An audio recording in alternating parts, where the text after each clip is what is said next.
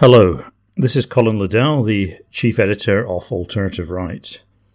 And this is the Shortpod, designed to be a quick 5 to 10 minute podcast, updating readers on developments at the site and briefly commenting on the events of the day.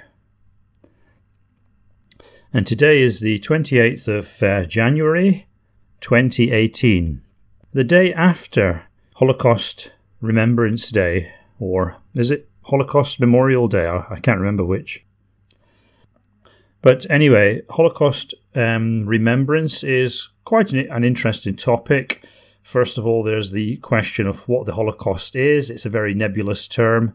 It's a bit of an umbrella term, so you can basically put anything within that umbrella that you want. I think it's interesting also because the Holocaust has become a kind of brand. It's become a kind of interesting concept. It's become a kind of living organism that is present in the modern age. And it's not necessarily directly rooted and connected to the events in the past that it is supposed to reflect upon. Now, one of the interesting things about the Holocaust as a modern day concept is it doesn't really get going until at the earliest the 1970s and the 1980s. And from the 1980s and the 1990s, it starts to pick up a lot of momentum, a lot of cultural gravity, and then it starts to pull things into its force field. Now, you can quite easily demonstrate this by going back to the culture of the late 1940s, the 1950s, and the 1960s. In those periods, Nazism and the Holocaust didn't have the same kind of hysterical resonance that they have now. You can see this in old movies, like Battle on the Bulge. That's one of my favorite examples. And also in various punk bands and post-punk bands who flirted with Nazi imagery and iconography.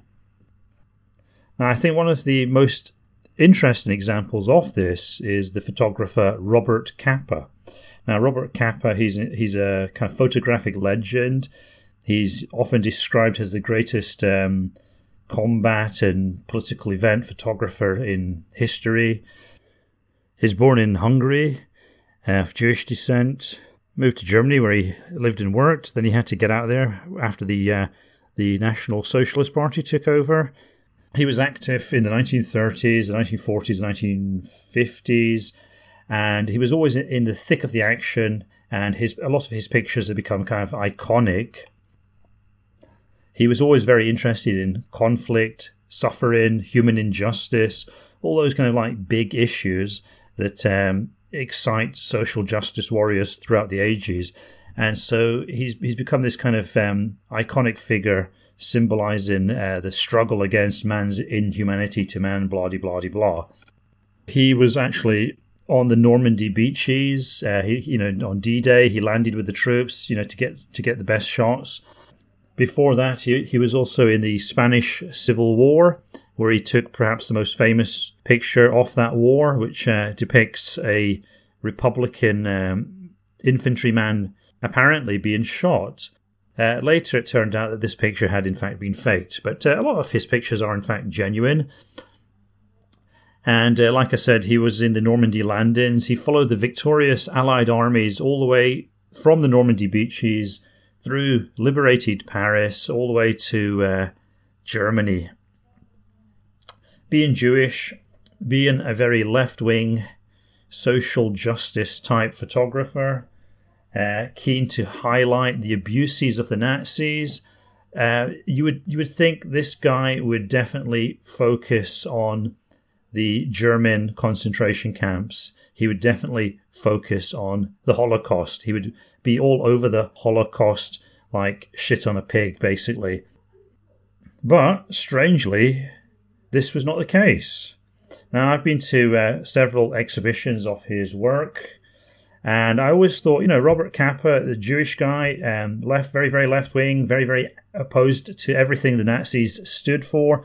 This guy is going to have a field day with the Holocaust. There's going to be thousands of pictures by Robert Capa depicting all the terrible things, all the gas chambers, all the barbed wire, all the starving people, all the emaciated, rubbery bodies, all that stuff. He would be all over that. There would be tons and tons of that.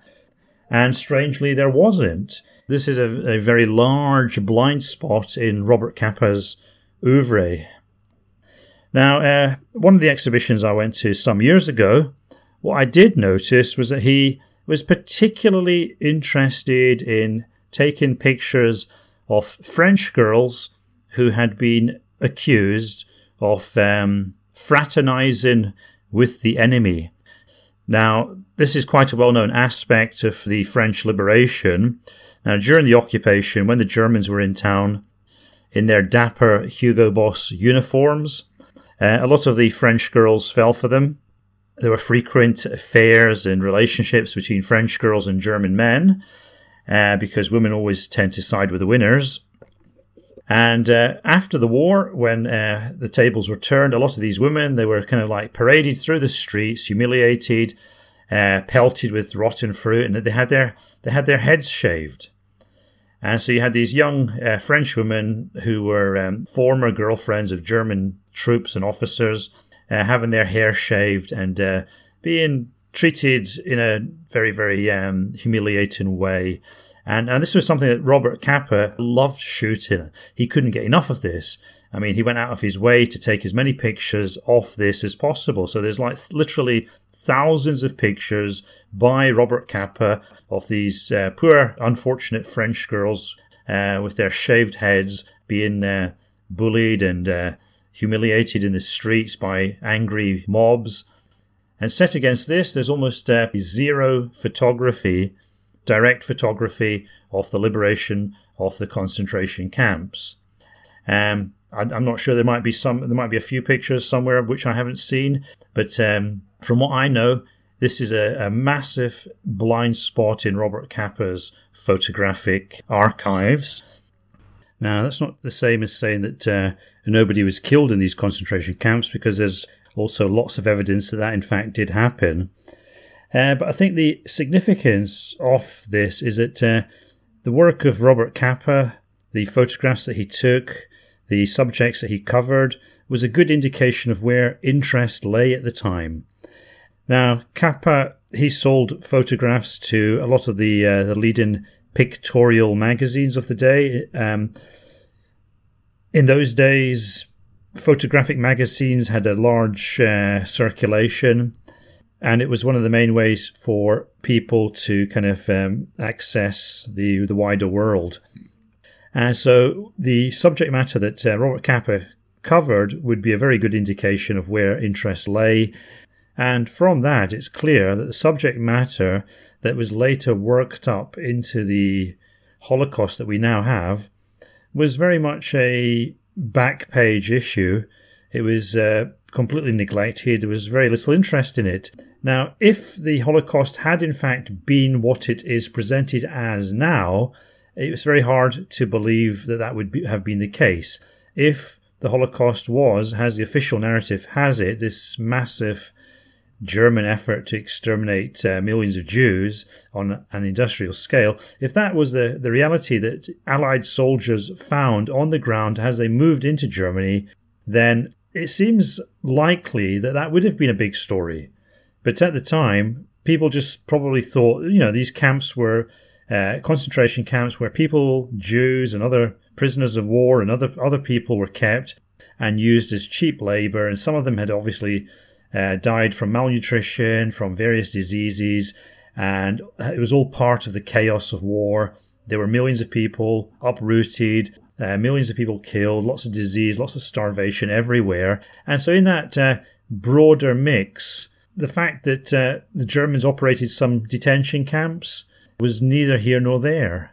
And so it wasn't really a story, and Robert Capa's work kind of perfectly reflects that. So from that, we would have to conclude that the big story in the immediate aftermath of the liberation of Nazi Europe was the collaboration, the fraternization between women from occupied countries and German soldiers.